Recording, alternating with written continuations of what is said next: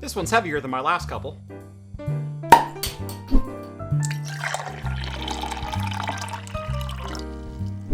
Looking for a mechanical keyboard to upgrade your desk? The Z15 keyboard from EVGA is a perfect match for any setup, with a professional-looking aluminum backplate and per-key RGB lighting to spice things up. Available with your choice of KL linear or clicky switches, the hot-swappable design makes it the perfect gateway into the world of custom keyboards, where you'll spend every waking moment obsessing over your next switch upgrade, which lubricant to use on your stabilizers, and oh my god, that is the best keycap set I have ever seen! Did I mention it comes with a magnetic wrist rest? Check out the Z15 keyboard at evga.com or follow the link down in the video description. Welcome back to Craft Computing, everyone! As always, I'm Jeff, and surprise! There's another new server on my desk. This time, this one was sent over from my friends over at eSISO. Now, you might recognize that name as the company that sold all of the Hive Zeus and Chenburo NR12000 chassis over on eBay, and they were kind enough to send this over for me to take a look at. Inside the box, supposedly, is an HP DL80 Gen9, which is a server that I'm not overly familiar with, so I'm kind of excited to get this one out of the box and see what it looks like.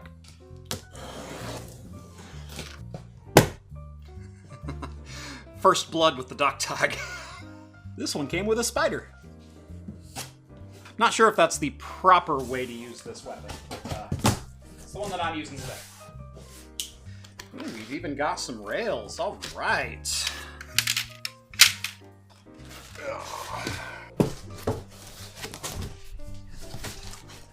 All right.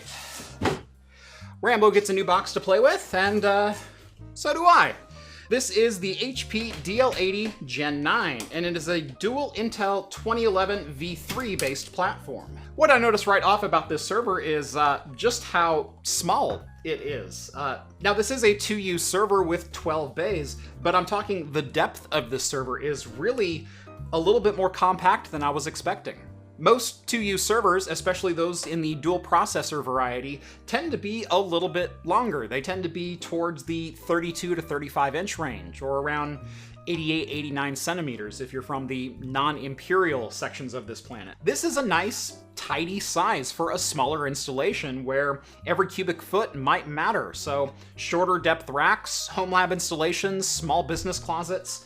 This is a nice, tidy little unit. I already spoiled one feature of this server, and that is the 12 3.5-inch SAS drives that are right up front. Walking down through the rest of the server, we've got a nice beefy fan shroud on here. This is much nicer material and construction than I see on a lot of budget line servers like the DL80 here.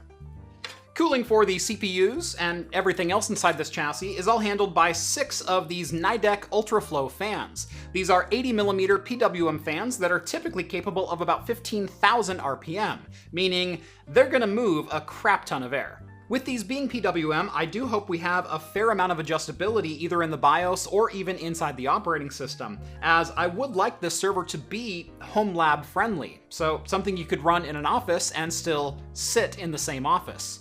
We'll find out.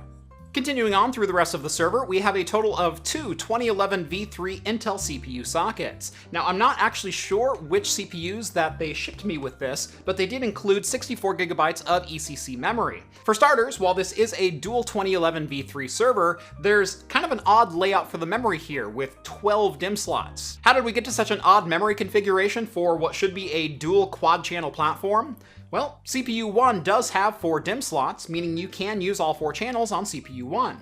CPU 2, you can also use all 4 channels, however there are electrically 8 DIMM slots on this one, which is an odd combination, seeing as how you usually see equal numbers of RAM slots per CPU socket. However, one of the cost-saving measures here was to just not populate 4 of the DIMM slots for CPU 2, meaning you still only have 4 channels available with 4 individual slots. Continuing on with the tour, there are a total of 6 PCI Express slots in this chassis. 4 of them are of the low-profile variety, with 2 X16s and 2 8s here at the rear behind the CPUs. There's an additional 2 PCI Express slots here in the mezzanine above the power supply. Both of those are X8 on a riser card. The slots in the mezzanine are full height and full length, meaning in theory, you could install a GPU in here. Which we might. Oh hey, HP beat me to the punch. GPU baffle removal. If you've never before worked with an HP server, make sure to get yourself a T10 Torx screwdriver because, well, HP loves their Torx heads. I'm pretty sure every single screw in here has a Torx head on it. A couple other quick notes before we fire this thing on. The DL80 does come with a pair of Intel 1GB network cards, both of them RJ45 ports, as well as an HP ILO on board, or Integrated Lights Out, which is HP's version of an IPMI port. Look at that little thing. I don't think I've ever seen a power supply that small. That's 550 watts.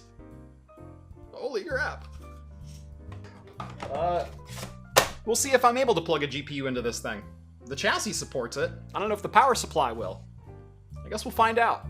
And finally, let's take a look at the card in the mezzanine right here. And yes, I know mezzanine isn't the proper terminology for this. This is more of a balcony or just expansion board card. Mezzanine is typically reserved for mezzanine style mount graphics accelerators like MXM cards and, V100 Quadros in the proprietary format. I understand. I'm just calling this a mezzanine. Currently mounted up there is the HP RAID card, and I'm not really sure which one, but it does have 4GB of flash memory on board, which is kind of a nice feature to have. So, I think, let's go ahead and get this thing back together, fire it up, and see what we're working with. Alright, so I spent the rest of yesterday kind of running the server through its paces. For the rest of the video, I'm going to go over some of the early performance testing that I did, as well as some of the pros and cons that I found of working with this system. As I mentioned earlier during the hardware walkthrough, this box does have an ILO 4 port on it, which is HP's integrated lights out management. And I will say, for being the free version of this lights out management software, it is still fairly full-featured. Logging into the ILO, you can see pretty much any information you'd ever want to know about the server, from the exact server model to the serial number, even system ROM information and ILO firmware versions. Jumping over to the System Information tab, this is where you can see all of the current health and sensor readings. For instance, you can look at the fan speeds. Right now they're spinning at about 35 to 45%, which is actually fairly quiet for this server, although still not office friendly. We can also view current temperatures from every single sensor inside the box, even current power load from the power supplies. The DL80 is sitting at idle in the BIOS screen right now, and it is still pulling 160 watts, most of that likely due to the fans. So this is not going to be an economy server box as far as power usage goes. As for CPUs and memory, we're currently rocking a pair of Xeon E5 2660 V3 CPUs. These are 10-core, 20-thread Haswell chips with a base clock of 2.6 GHz and a max turbo of 3.3. Paired up with the CPUs is a total of 8 8GB sticks of DDR4 ECC registered memory running at 2133. And Dr. Cuttress, you are going to want to reach out to HP because they are part of the problem, recording this as 2133 MHz instead of 2133 MTS. One of the things I like about the ILO port is being able to see all of the installed PCI Express devices, because in my servers, sometimes I misplace them. Anyway, you can see in here we have the built-in SATA controller, which is a B140i from HP, and we do have the RAID controller model number, which is a P840 with 4GB of memory on board. I also installed a couple cards of my own, starting with a Quadro P1000, so when we boot into Windows, I can do screen capture over HDMI and show you some of the performance numbers, as well as a dual 10GB network card. Now, unfortunately, this is an HP branded card, but it is not showing up with the HP information, so I'm not going to get anything like firmware information or serial number off that, unfortunately. There's also a full log that you can view that shows full system status, as well as previous health messages. For example, I only have one of the 2 redundant power supplies plugged in, and we can see that one of the most recent post messages is an error that the power supplies are not currently redundant. There is also a really handy feature of a built-in console that you can use. Unfortunately, it requires either a .NET application to install into Chrome or Firefox, or a Java applet that you actually have to run off your PC. Definitely not the newest technology in the world, and certainly something that I wouldn't rely on for real-world use case, because who wants to install Java on a technician laptop? But it is there if you do need the option. Moving on to the BIOS on the DL80 Gen 9, if you've never used an HP server from the Gen 8 or newer generations, you're definitely missing out if you need to do something in the BIOS. I really like the way they lay out their BIOSes in these systems. It is very easy to find everything, and it still looks fairly modern, not using an AMI BIOS shell from 1992. They also do a very good job of grouping together options that you would frequently need on systems like this. For example, if I go to System Options, rather than having to go to Processor Options and then digging through the layers and layers of different Intel options, there's simply a virtualization option right here for enabling things like VTD and SRIOV support. Processor Options is pretty much nothing but enable or disable hyperthreading. Now, there are a bunch of other features that are probably worth diving in, but I do want to make this a little bit more of a brief overview. But like I did mention, I do like the layout of this BIOS, and the configuration is very, very simple. So with that, let's go ahead and jump into Windows. We are booted into the Windows 11 beta, because why not? And let's go ahead and take a look at some of our CPU temperature numbers. For starters, CPUs 1 and 2 are sitting at a very cool 40 degrees Celsius on the package, with the core temperatures actually down into the high 20s at 28 and 26 degrees Celsius. And of course, you know we have to do a quick Cinebench R15 run so we can see how this compares to some of my other Homelab servers. CPUs are boosting up to about a 2.9 GHz all-core turbo, which is certainly not a bad place to be. Multi-threaded, we land with a score of 2709, which is ever so slightly higher than I tested it at yesterday with a 2675. So how does that score compare to the other 20-core system that I have in my rack in the R7610? Well, that has a pair of Xeon E5 2670 V2 CPUs, so remember we're talking Ivy Bridge versus Haswell, and that scored a 2497, or about 200 points lower. Now, if we compare these two chips against each other, there's actually not a lot of difference between them, even though there is a significant architectural change going from Ivy Bridge to Haswell. Here you can see both of these CPUs are based on the 22nm process. Now, this was back when Intel was doing its tick-tock year-by-year updates. That is, 1 year would be a die shrink, that's the tick, and then there would be an architectural kind of refinement, and that was the tock. That all happened until they hit 14nm, and, well, they forgot how to tick. But as you can see, both of these chips are also 10 cores and 20 threads with essentially the same exact frequency, just with a 100 MHz additional base clock on the Haswell chip. There is one major difference between the two of them though, and that is the 2670 V2s are a 115 watt TDP versus the 2660 V3 is only 105 watts. That's that refinement that I talked about year to year in the same architecture. The only other major change between these two CPUs is the transition from DDR3 to DDR4, and there's actually not as much of a bandwidth increase as you might think, because DDR3 was already running at 1866 in certified servers, whereas DDR4 was capped out at 2133 at the time. Now, as far as single-threaded performance, I was hoping for more than I ended up getting out of these Haswell chips. As you can see right here inside of Cinebench, we only scored a 127, which puts the CPU squarely in the center of the bell curve with all of the other Sandy Bridge and Ivy Bridge chips that I run out in my server stack.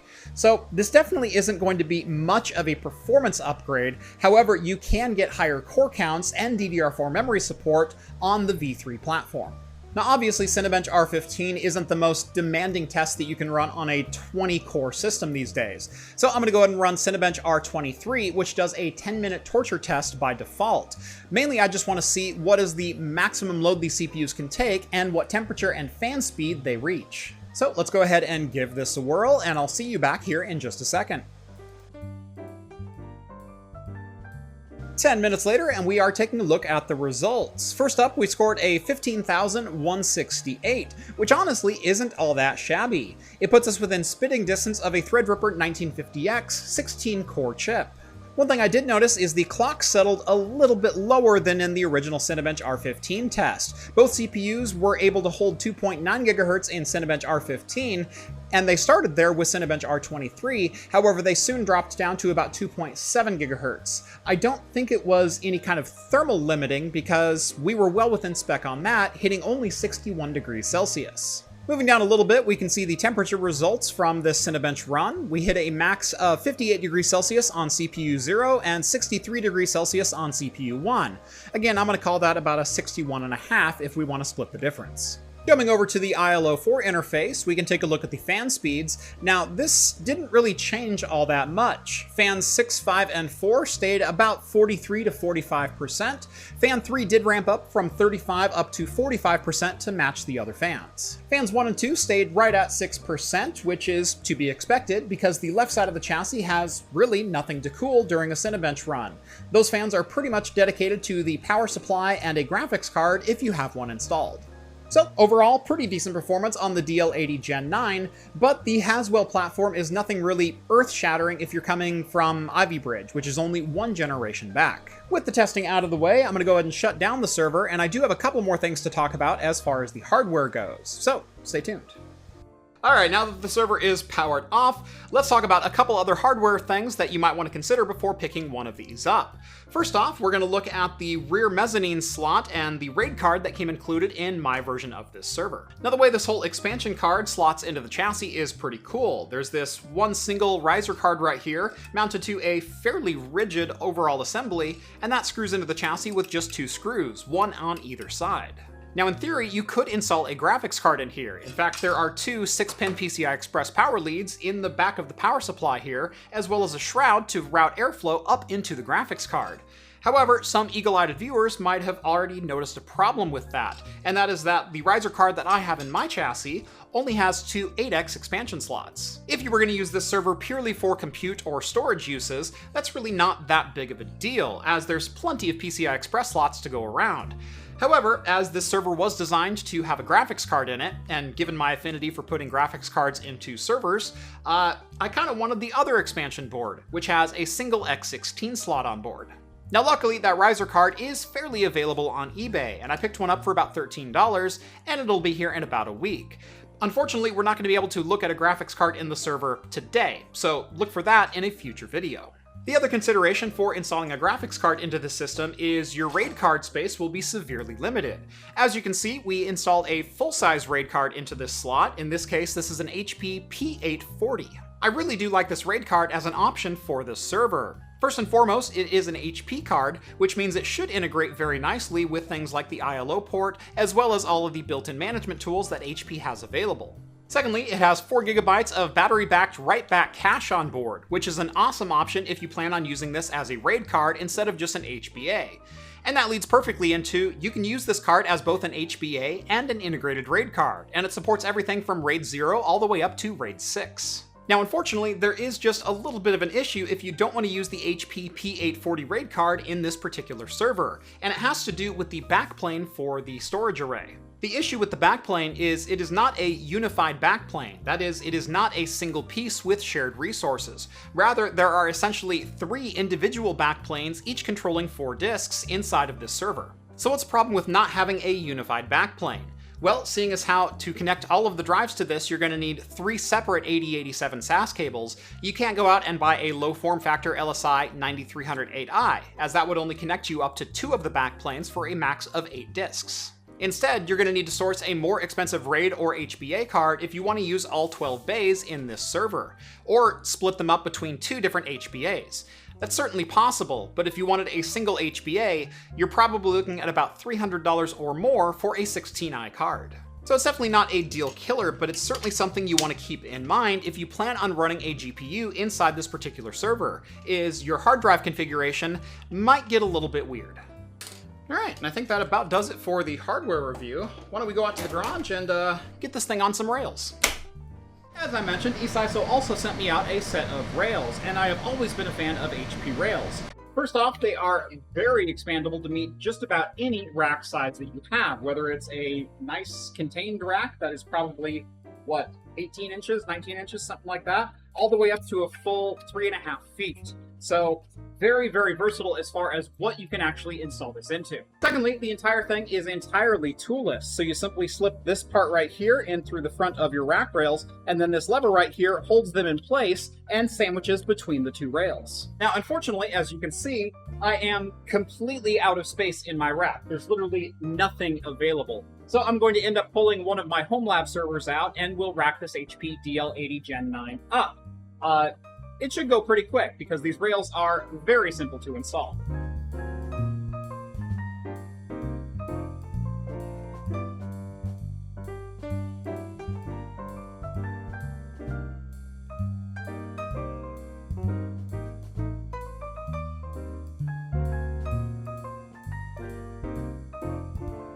And as you can see, that was a fairly simple process. It actually took me longer to get my Homelab server out of there on the rack studs than it did to install the full 4-post sliding rail system. And that's saying something. Now I know one last thing that I need to address is the drive trays. No, this server did not come with any drive trays. You will need to source those yourself if you do want to pick up one of these servers. You can find them on eBay pretty readily available for about $12 to $14 a piece, and all HP Gen 8, Gen 9, and Gen 10 drive trays are compatible with this particular server. I did manage to score some for $7 per drive tray, so deals are around if you do shop around. However, keep in mind that to fill all 12 drive bays, that was still about $88. So, the HP DL80 Gen 9. Is it the right server for you to pick up for your home lab or small business? I would say absolutely yes, so long as you keep the constraints of this platform in mind. Remember, this server is not the most expandable server in the world. While it does have a lot of PCI Express slots, the majority of them are all small form factor, so expandability is going to be a little bit weird depending on your needs. Also, moving from Ivy Bridge to Haswell, you have to keep in mind that you have to spend money on DDR4, which is significantly more expensive than DDR3 memory. As far as everything else goes though, it is a pretty good deal. It uses standard Intel 2011 V3 CPUs, it uses standard DDR4 registered memory, and drive trays are pretty readily available, which you'd need to buy for pretty much any other server that you're looking at. Finally, we come to price point, and that's where this thing really shines compared to some others of the same generation. This server, you can pick up the bare bones chassis, which includes the motherboard, a power supply, and the chassis itself, for $148. Now, obviously, as configured here, it's going to run you quite a bit more money with the dual 2660 V3s, 64 gigabytes of DDR4 ECC registered memory, and some of the other options that are in here as well, like the HP P840 RAID card. But if you're looking to build out your own server and you'd like to look at Haswell instead of an older Ivy Bridge system, this is definitely a good option to go with. If you're interested in picking up an HP DL80 Gen 9 from eSISO, I will have links down in the video description, as well as any recommended parts that I have for this particular server. On your way down there, make sure to drop this video a like and subscribe to Craft Computing if you haven't done so already. Follow me on Twitter at Craft Computing to keep up with daily shenanigans like this. And if you like the content you see on this channel and want to help support me in what I do, consider joining the Patreon or Float Plane. Links are both down in the video description. As a bonus, you'll get exclusive access to my Discord server, where you can chat with myself and all the other hosts from Talking Heads. Thank you all so much for watching this one, and as always, I will see you in the next video. Cheers, guys.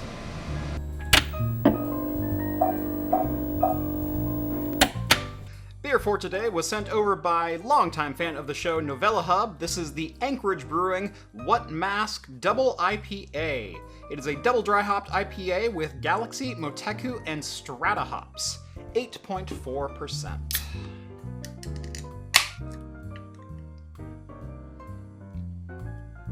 Boy, that is hazy and thick.